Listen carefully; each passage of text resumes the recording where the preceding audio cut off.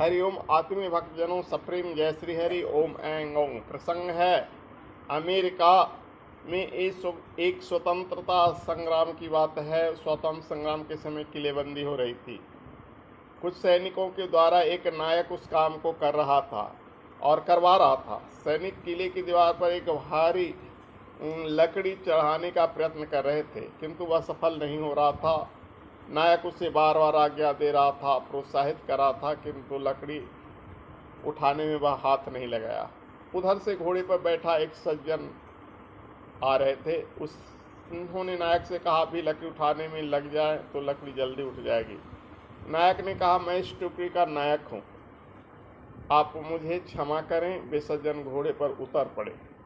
घोड़े पर से नीचे उतरे और अपना कोट उतार कर रख दिया, टोपी अलग रख दी और कमीज की बाहें ऊपर चढ़ाकर सैनिक के साथ जुट गए काम में। उनके परिश्रम तथा सहयोग का परिणाम हुआ कि लकड़ी ऊपर चढ़ गई। धन्यवाद महोदय, नायक ने उस सज्जन को लकड़ी चढ़ जाने पर कहा।